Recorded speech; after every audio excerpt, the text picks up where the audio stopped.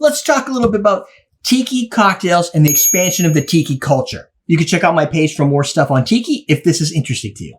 It all started with Donn the Beachcomber. He created a bar and cafe called Donn the Beachcomber, located in Hollywood, California. It had a lot of different celebrities show up because it was in Hollywood, but it became a very popular place, primarily through word of mouth because people wanted to try the zombie. It had like a 2-drink limit. And, obviously that's going to create a challenge. Then you could see celebrities in there, plus celebrities talk, word gets out. Then you had like that weird tiki decor that just kind of bombarded the nation. You could get things like these cool tiki mugs, things that pineapple and coconut shaped mugs, masks of like tiki deities that don't actually exist and probably couldn't be found on an island if you went searching for them. The tiki totems, a bunch of crazy stuff where they kind of riff off of the South Pacific Polynesian style and then they just invent the rest. It got so crazy that people were building tiki-inspired shopping malls with tiki-named commercial real estate. They had houses built with that crazy A-frame like they used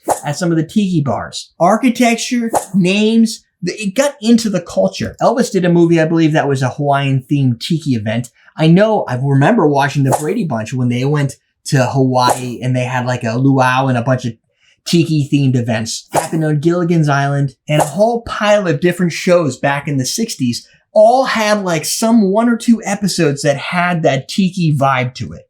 And all of this because a guy went to some islands, ironically in the Caribbean, found some really cool rum recipes and rum designs, understood the magic between pairing these juices with these different rums from Guyana, around the Demerara River, around Jamaica, and some of the Jamaican funk you get from these rums, and bringing them together in a master craftsmanship of cocktails. And then giving them fantastical names that you just had to try. And then giving you a 2-drink limit on some of them. That is the virality of the 60s. Obviously today, we've understood tiki as a culture. You can still get plenty of cool tiki mugs inspired by the old school themes, like this mug specifically. I sell these ones at awesomedrinks.com, but this is a reproduction of an original print, blown glass, using some of the original molds that they used back in the 60s. All that stuff still exists today. It is not nearly at the same degree of heightened fervor that it was back in the 60s